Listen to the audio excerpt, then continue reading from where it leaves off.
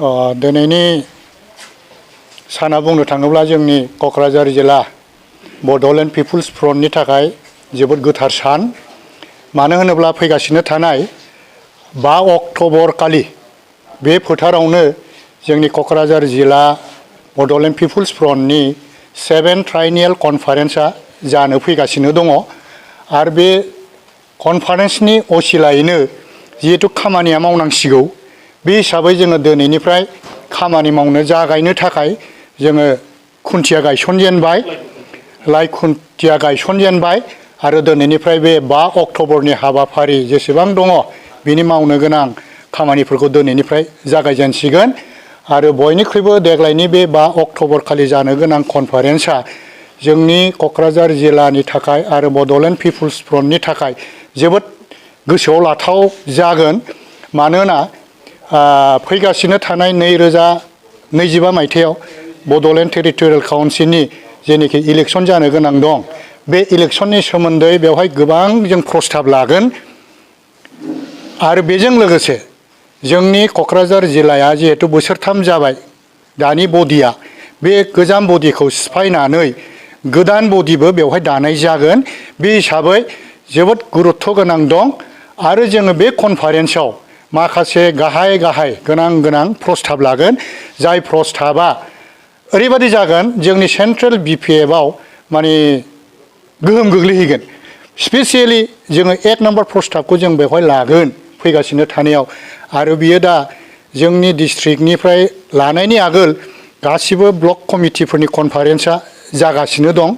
दिनैबो दतमा ब्लकआ जागासिनो दं, बनरगावआबो 1 थारिखआव जागोन आरो फकिराग्राम ब्लकआ जोब्बाय, सालाकाथि ब्लकआ जोब्बाय, बावखुंग्रि ब्लकआ जोब्बाय।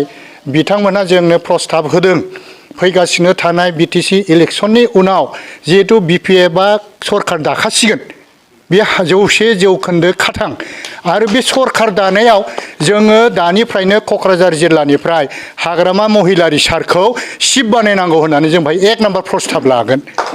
आसोल जोंनि थांखिया बे फैगासिनो थानाय कनफारेन्सआव जेनोखि जों थांखि लागोन बेनो गाहाय थांखि। बिनिफ्राय आरो माखासे थांखि थाबावगोन। बेवहाय जोङो बे कनफारेन्सआव जोंनि क'क्राझार डिस्ट्रिक्टआव गासै 6टा ब्लक कमिटि दङ, थारमाने बिटिसिनि 6टा समष्टि दं। बे 6टा समष्टिनिफ्राय गासै जोङो मोनफ्रोमबो ब्लकआव रिकुवेस्ट खालामहरदों 500निफ्राय सासेबो खम जानो मोना, 500नि बारा फैनांगौ बिदि डेलिगेट्सआ आरो बिनिफ्राय अबजार्भारफ्रा बेसेबां फैयो फैथों।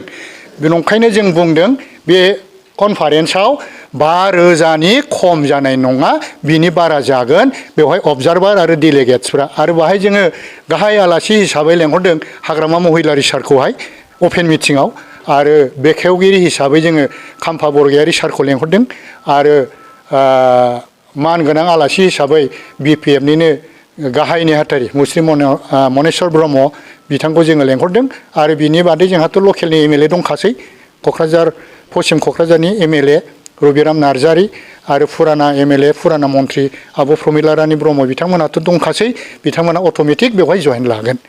दा बे हिसाबै जोंनि फैगासिनो थानाय जेनोखि 5 अक्ट'बराव जानो गोनां क'क्राझार जिल्ला 7th ट्राइनियेल कनफारेन्स बियो जोबोद ओंथि गोनां जागोन।